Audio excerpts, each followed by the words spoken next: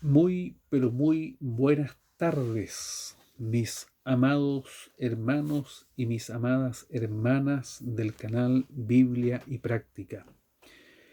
En primer lugar, les saludo muy fraternalmente después de un largo tiempo en que hemos estado sin editar o sin subir algún material audiovisual como el que estaba acostumbrado a exhibir este canal.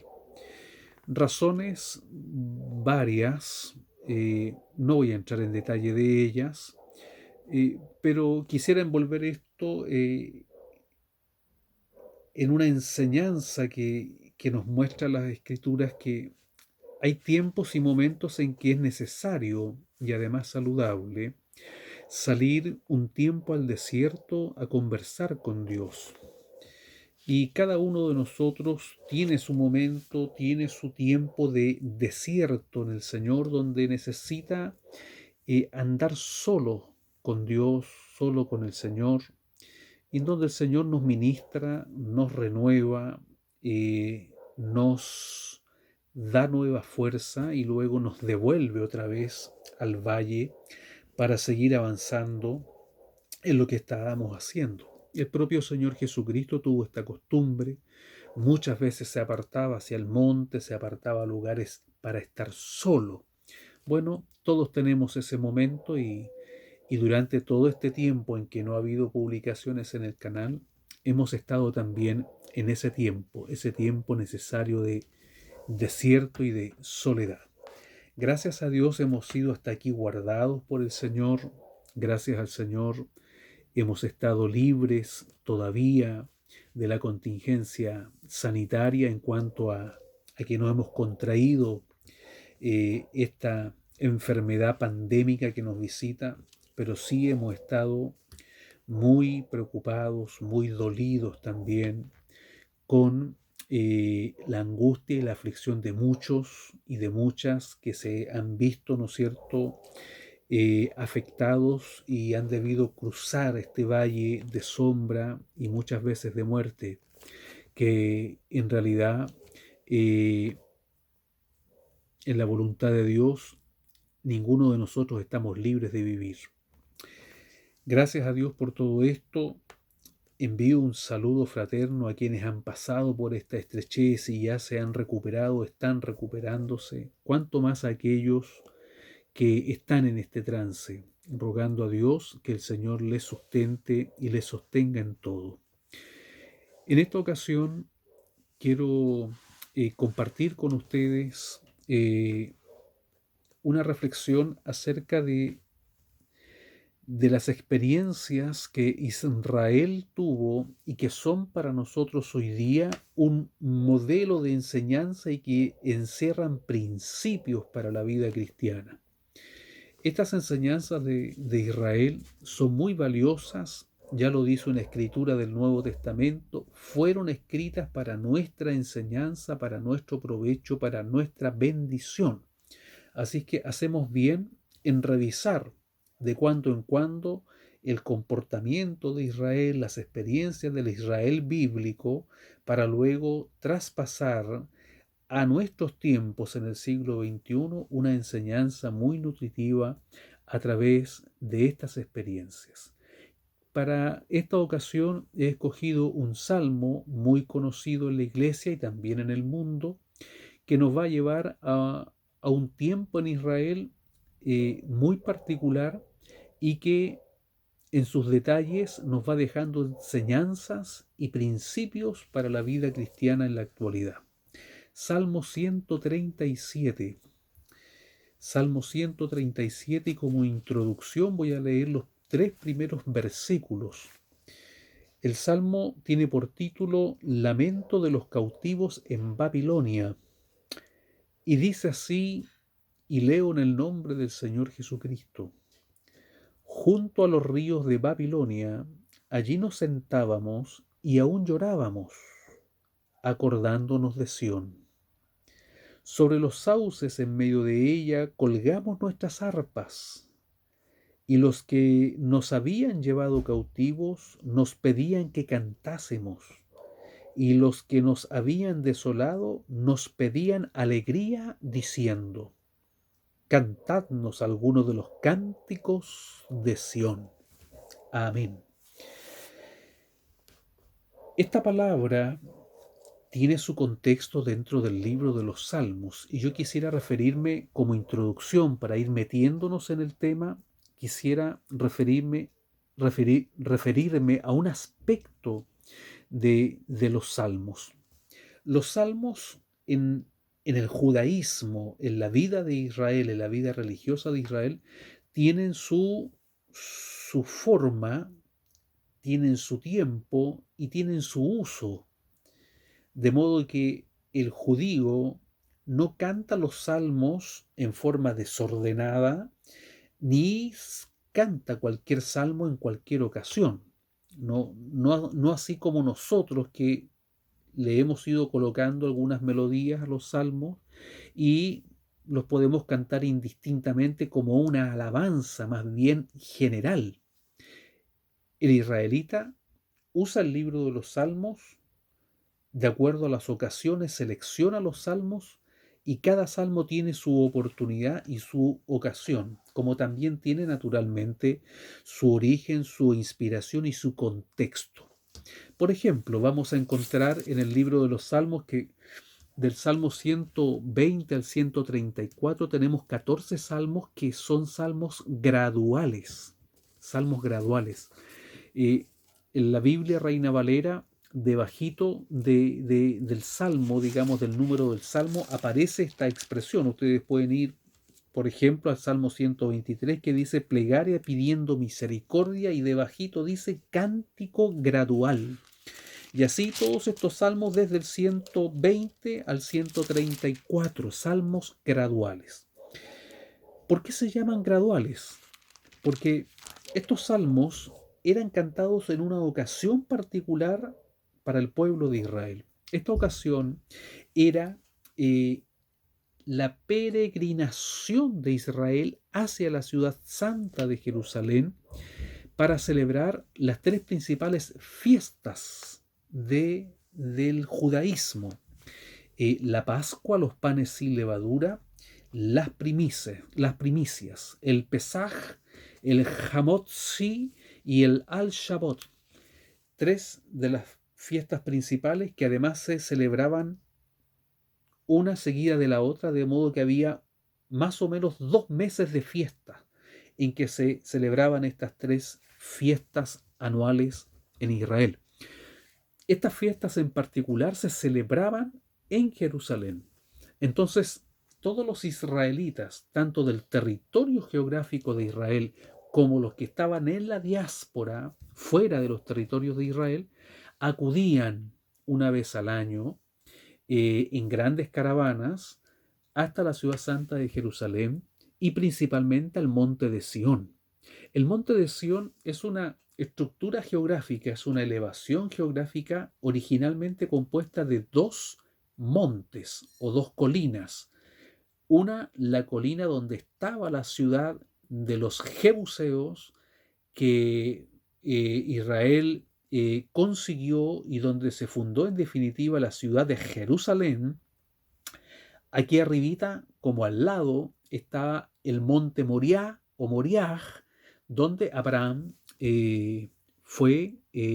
subió para sacrificar a su hijo Isaac. Entre estos 2 montes, naturalmente, hay una hondonada, y esa hondonada fue rellenada en tiempos de David. Se hizo una explanada gigantesca y sobre esa explanada se construyeron los palacios reales en tiempos de David. Fue desde allí que David tuvo este sentir y este pensamiento al decir que el rey habitaba en palacio, mientras que el arca de Jehová, el arca sagrada de Dios, estaba bajo una tienda. Entonces quiso construir el templo sobre el monte Moriah, cosa que ya sabemos no le fue permitido a él. Contribuyó con muchos materiales, pero quien construyó, quien recibió los planos y todo lo demás fue Salomón, Shlomón en hebreo. Shlomón es el nombre de Salomón en español y que significa en hebreo príncipe de paz. Shlomón, de la misma raíz de la palabra shalom, que significa paz. Sobre el monte Moriah es construido el templo, el lugar santísimo quedó sobre la roca en la cual Abraham fue a sacrificar a su hijo Isaac. Esa roca en la actualidad está cubierta por una mezquita musulmana, la famosa mezquita de la roca. En las postales modernas de Jerusalén, ustedes van a ver siempre esa mezquita dorada. Bien, sobre esa cúpula, la mezquita de la cúpula de la roca, abajo está, ¿no es cierto?, esta gran piedra, digamos, esta gran roca, sobre la cual Abraham fue además a sacrificar a su hijo. Y entre otros datos curiosos, el judaísmo cree dentro de su estructura que allí comenzó la creación de Dios del planeta, que ahí está la piedra angular de la tierra. Entonces el monte de Sión está conformado por estas dos colinas, donde está Jerusalén, donde estuvo el templo en el monte Moriah y los palacios reales aquí al medio. Esa estructura el judaísmo la conoce, la nombra y la venera como el monte de Sión o el monte Sión, que traducido quiere decir donde Jehová provee justicia y paz. Justicia por el pecado, paz por el perdón. Jehová Jireh, Jehová proveerá. De allí viene el nombre Jerusalén o Jerusalén, que es traducido para nosotros como Jerusalén. Jehová Jireh, Jerusalén, Jireh Shalaim, Jehová proveerá paz y justicia. Hasta allí peregrinaban los israelitas en estas fiestas anuales, y a la medida que se iban acercando a este monte, irrumpían estos cantos graduales, porque para subir a la ciudad de Jerusalén se subía por unos terraplenes a modo de gradas, y de allí viene el nombre gradual. Iban ascendiendo grada a grada. Mientras subían hacia la ciudad de Jerusalén, iban cantando estas canciones de júbilo y de alegría, que son los salmos graduales. Luego tenían que seguir subiendo desde el monte de Jerusalén al monte Moriah, donde estaba el templo. Entonces allí volvían a subir y volvían a subir por grada y volvían a cantar, por ejemplo, el Salmo 122. Yo me alegré con los que me decían, a la casa de Jehová iremos. Cantaba la gente mientras iba a hacer su ofrenda, su adoración anual en el Pesaj, en el Hamotzi y en el Al-Shabbat, las fiestas principales del judaísmo. Por eso se llaman salmos graduales. El salmo que he leído tiene por título Lamento de los cautivos. Este es un salmo de luto, un salmo de duelo, de dolor, de tristeza, que nació, ¿no es cierto?, allí durante la cautividad de Judá en Babilonia. La cautividad fue una disciplina de Dios para Israel. Fue una disciplina que Dios trajo sobre Israel por varias razones.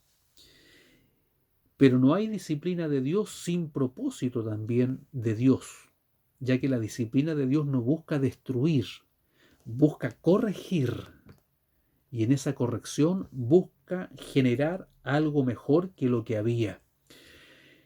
Y esta disciplina le viene a Israel porque Israel, entre otros errores, entre otros fallos, comenzó poco a poco a distorsionar el propósito de Dios para ellos como nación.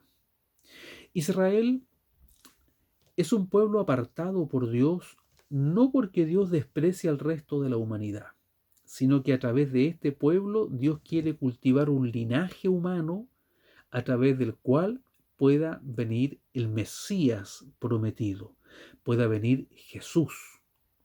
Este linaje es guardado desde Abel, en lo que se conoce como la línea mesiánica, va a desembocar en Noé, hasta que va a llegar a Abraham, Y en Abraham Dios va a tomar esta línea mesiánica y la va a convertir en un linaje, va a apartar a un pueblo para que de ese pueblo Dios, ¿no es cierto?, pueda echar mano para traer al Mesías, que en Génesis capítulo 3, versículo 15, se ha dicho claramente que viene de la misma naturaleza humana. Así se lo dan a entender a Eva. Ella va a traer como género, como mujer, es decir, va a nacer de una mujer el Mesías prometido. Para ese objetivo Dios aparta a Israel, sacándolo de la esclavitud, rodeándolo de milagros y obras portentosas.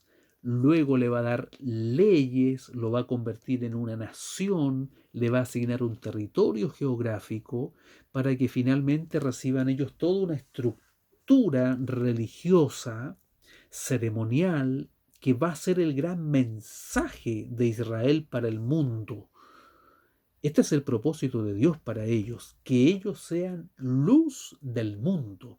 Jesús se los dijo en los días de su ministerio, si bien esas palabras han quedado hoy día para nosotros como iglesia, pero a quienes se le dijeron en primer momento, en primera instancia, fue para el pueblo de Israel, para los judíos. Ustedes son la luz del mundo. Para eso Dios equipó a este pueblo.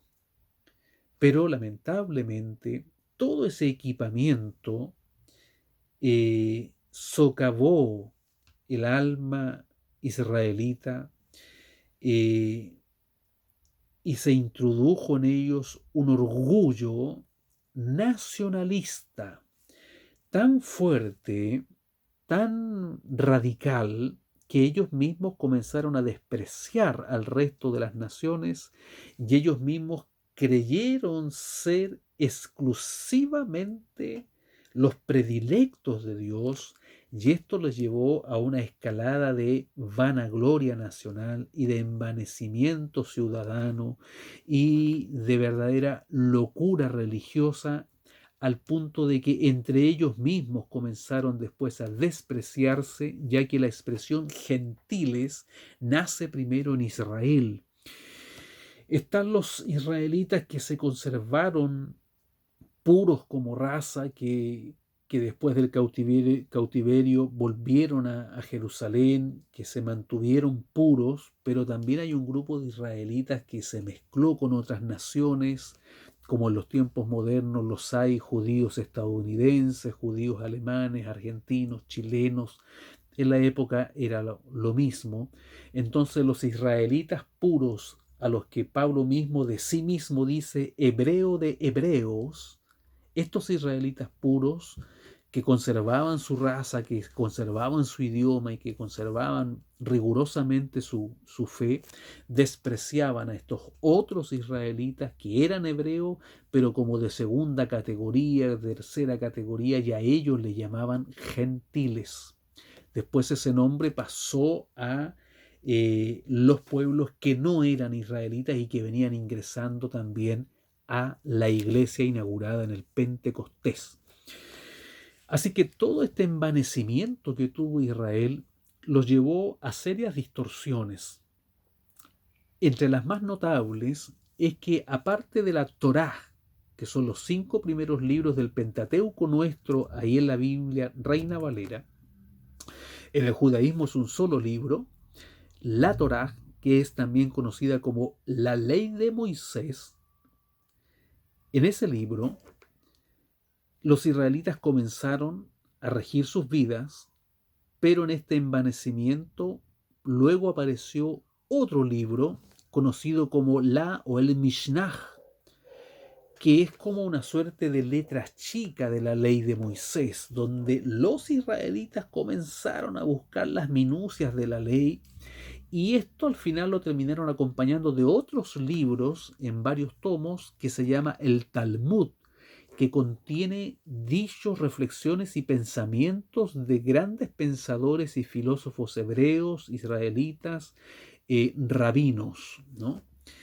Al final, ellos terminaron autogobernándose por estos libros, por el Mishnah y por el Talmud, Por eso es que Jesús después les va a decir en los días de su ministerio que ellos erraban ignorando las escrituras, es decir, vosotros erráis dejando a un lado la ley de Moisés y confiando en vuestros propios libros.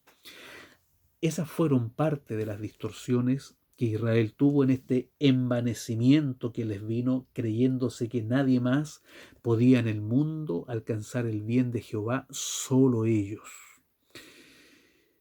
Otra de las grandes aberraciones que cometieron los israelitas fue la de que en el templo de Salomón los sacerdotes, la clase religiosa por excelencia que tenía que conducir la vida espiritual de Israel, terminó haciendo cosas terribles, como por ejemplo las que nos relata Ezequiel en su libro respecto de que es el Espíritu de Jehová el que lleva a Ezequiel a las profundidades, a los subterráneos del templo de Salomón, y allí le hace ver que los sacerdotes, la clase sacerdotal de Israel, está rindiéndole culto al sol, a la serpiente y al Dios de la reencarnación. Todas estas cosas hicieron finalmente que Jehová le avisara al profeta, le dijera al profeta que su presencia se iba a ir del templo, la nube de gloria, la Shekinah, se iba a ir, que iba a abandonar el templo, y además por el profeta Jeremías anunció Dios esta disciplina, que Israel todo completo iba finalmente a terminar en el cautiverio. Jeremías no solo habló del cautiverio, Jeremías también anunció, naturalmente por mandato divino, que en el cautiverio o durante el cautiverio Israel iba a ser también prosperado en tierra extranjera. Este conjunto de mensajes de Jeremías fue lo que provocó el más amplio rechazo de Israel sobre el profeta, porque los mensajes, las promesas ancestrales eran de parte de Dios que Israel sería prosperado en la tierra de Canaán, en lo que los romanos iban a considerar después como la Palestina. Entonces resultó tremendamente contradictorio para los israelitas escuchar a Jeremías que en la cautividad Dios iba a prosperar a Israel.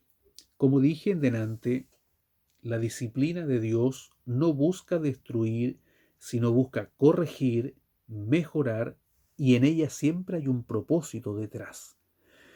Descubrimos dos cosas interesantes en la llamada cautividad de Israel. Una de estas cosas es el hecho de que hay una costumbre que nos acompaña hasta los días de hoy, a nosotros como iglesia en particular, el no uso de instrumentos musicales en la alabanza pública, en el culto público. El salmo que hemos leído, entre sus partes dicen: sobre los sauces en medio de ella colgamos nuestras arpas. ¿Qué ocurrió? Con la invasión de los babilonios encabezados por Nabucodonosor, la ciudad de Jerusalén fue destruida y con ella el templo y todo lo sagrado que Israel tenía. Hemos dicho anteriormente que Israel se envaneció, se enorgulleció nacionalmente y Dios los disciplinó quitándoles todo lo que era motivo de orgullo. Dos cosas principales: la ciudad amurallada de Jerusalén, donde ellos prácticamente se encerraban a adorar a Dios, y el templo, que era el lugar específico de la adoración a Dios. Ambas estructuras Dios se las quitó arrasándolas, y con ellas se perdieron los planos del templo, las escrituras originales de Moisés y todo lo sagrado y consagrado que había para la adoración a Dios, entre ellos los instrumentos. Por lo tanto, a partir de la cautividad en Babilonia, como una señal de duelo, los israelitas dejaron de tocar instrumentos para alabar a Jehová. Primero, porque tenían esta amargura por ser cautivos. Segundo, porque los instrumentos sagrados y consagrados para el culto público y la alabanza pública de Dios habían sido destruidos. Esta costumbre se trasladó siglo tras siglo, se impregnó en la vida de las futuras sinagogas judías, y como la iglesia de Cristo nace en las sinagogas judías, nace dentro del judaísmo, adquiere también esta misma costumbre de alabar a Dios solo con la voz, lo que llamamos nosotros a capela. Esto se mantiene por largos siglos, por más de 1700 años. Recién hace 200 o 300 años atrás, que se introducen diversos instrumentos en la liturgia y en la alabanza del culto público en la iglesia cristiana. Esa es una de las herencias de esta cautividad. Pero más interesante todavía resulta fijarnos que detrás de la disciplina de Dios viene también un propósito más bien oculto, que se logra detectar cuando uno lee desde Génesis 3:15 hasta el nacimiento de Cristo en Belén. Cuando uno lee, repasa y relee toda esta historia bíblica entre estos dos acontecimientos, va a poder darse cuenta de cómo detrás de esta situación de cautividad en Babilonia hay un propósito, hay una estrategia de Dios para proveer para el futuro Mesías príncipe, para el Mesías Salvador. Todos conocemos la historia de Daniel.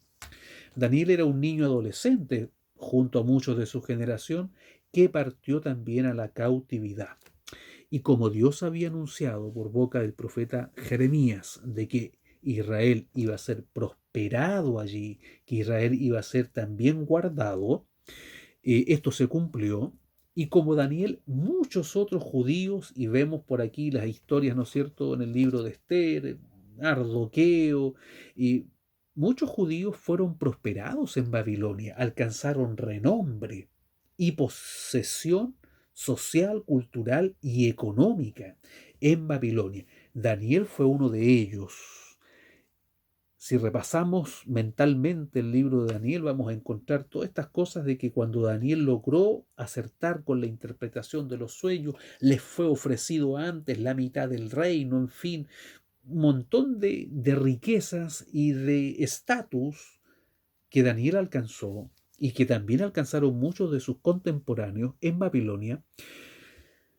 Todas esas riquezas quedaron en Babilonia porque muchos israelitas no volvieron de la cautividad a Jerusalén, no volvieron a su tierra, sino que se quedaron en Babilonia. De hecho, en Babilonia surge, entre otras cosas, un nuevo idioma, un nuevo dialecto que sería hablado por Jesús también y sus discípulos, el arameo. El arameo es una mezcla del hebreo bíblico y del idioma persa en Babilonia. De esta fusión surge el arameo, una suerte de Spanglish moderno de nuestros tiempos. Se mezclan estas dos lenguas y surge esta que es el arameo, por eso parte del libro de Daniel está escrito también en arameo. Daniel es de esos que no vuelve a Jerusalén. Daniel se quedó soltero en Babilonia, no tuvo hijos, no tuvo herederos y escaló en la sociedad babilonia dentro de este grupo de científicos, de sabios, de eruditos, de gente muy culta que conoceríamos más tarde como los magos de Oriente. Queda su riqueza y las profecías abiertas y selladas en manos de esta suerte de hermandad cerrada de hombres sabios persas, quienes la guardan generación tras generación, esperando y aguardando el cumplimiento de los tiempos para cuando este tiempo de que el Mesías príncipe había de llegar. Estos hombres entonces hacen un preparativo, hacen estudios profundos y determinan dirigirse a Belén porque por voluntad de Dios les ha sido revelado en su ciencia que allí es donde va a nacer o había ya nacido el Mesías príncipe. junto a ellos llevan una cantidad de riquezas y de tesoros muy importante que era el patrimonio económico que dejó Daniel y sus contemporáneos dentro de esa hermandad. ¿Para qué le llevaron todo esto a José y a María?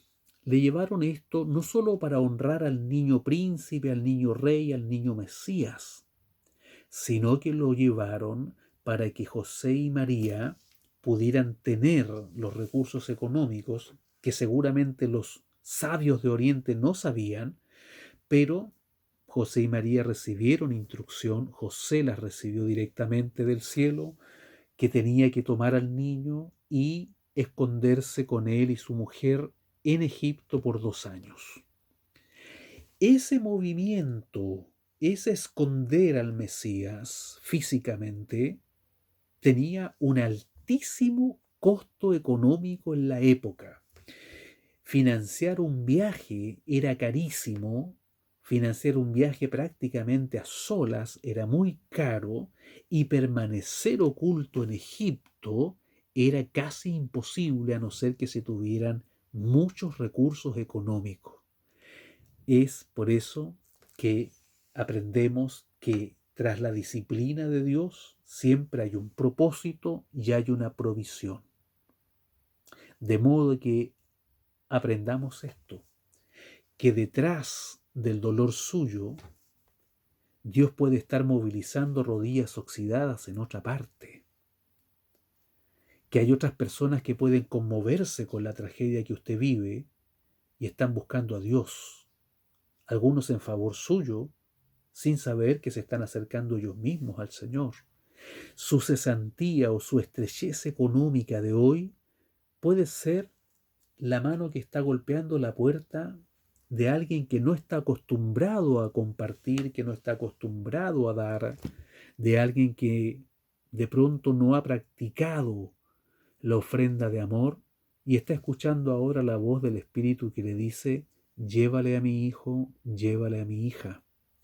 Así que, mi amado, mi amada, si usted está pasando por un tiempo difícil, considere esta realidad.